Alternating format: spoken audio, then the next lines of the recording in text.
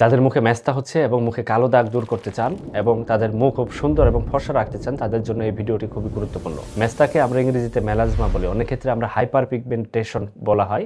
এই ধরনের কালো পচ দেখা যাবে আমাদের মুখের মধ্যে এবং এগুলো দেখা গেলে সেটা দেখতে অনেক বিচ্ছিরি লাগে এবং আলটিমেটলি এই সময় আমাদের মা অথবা আমরা বিভিন্ন ভুল করে থাকি। সেটা হচ্ছে বাজার থেকে যত্রতত্র ঔষধ কিনে সেটা আমাদের মুখে লাগিয়ে থাকি এবং আলটিমেটলি আমাদের চামড়া ধীরে ধীরে তার গুণগত মান হারিয়ে ফেলে এবং একটা সময় চামড়া জটিল বিচ্ছিরি প্রবলেম তৈরি হতে থাকে। আমাদের ত্বক কালচে বর্ণ হওয়া বা মেস্তা বা মুখে এরকম কালো দাগ পড়ার আসলে কারণটা কি? ত্বকে মেলানোসাইটস উৎপন্ন হবে বেশি বেশি এবং ওই সময় আমাদের মেলানিন প্রোডাকশন বেড়ে যাবে। আলটিমেটলি আমাদের ত্বকে বাদামি বা কালচে দাগ পড়তে থাকবে।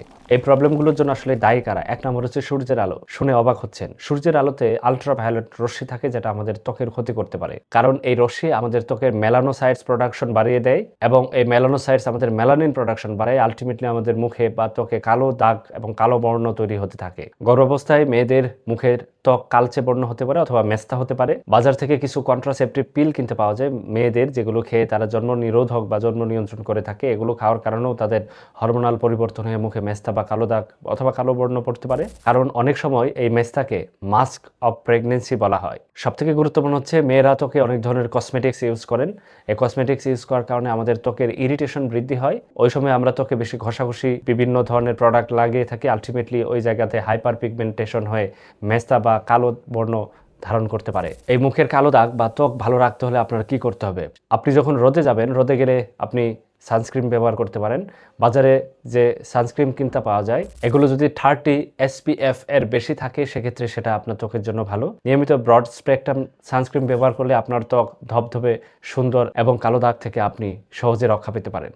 অথবা আপনি যখন রোদে যাবেন, রোদে গেলে আপনি টুপি ব্যবহার করতে পারেন অথবা ছাতা নিয়ে অবশ্যই রোদে যেতে হবে।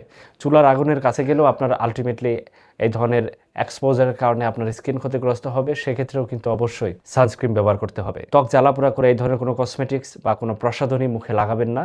মুখে সাবান দিয়ে অতিরিক্ত ঘষাঘষি বা কোনো ক্রিম দিয়ে ঘষাঘষি করবেন না। বাজার থেকে কোনো ধরনের ত্বক ফর্সাকারী ক্রিম সেগুলো ব্যবহার করার আগে অবশ্যই একজন ডাক্তারের পরামর্শ নিয়ে সেগুলোতে কোনো ক্ষতিকর ইনগ্রিডিয়েন্ট বা উপাদান রয়েছে কিনা যেটা আপনার স্কিনে ক্যান্সার করতে পারে বা এই ধরনের দাগ করতে পারে সেটা অবশ্যই ক্রস চেক করে নেবেন। তবে ডাক্তার ছাড়াও আপনি চাইলে সেই ক্রিমের যে উপাদানগুলো সেগুলো ইন্টারনেটে লিখে আপনি সার্চ করতে পারেন সেটা আপনার ত্বকের জন্য ক্ষতিকর কিনা। সুতরাং আপনার ত্বক সুস্থ থাকুক, আপনিও ভালো থাকেন, এই কামনায় আজকের ভিডিও শেষ করছি। আসসালামু আলাইকুম।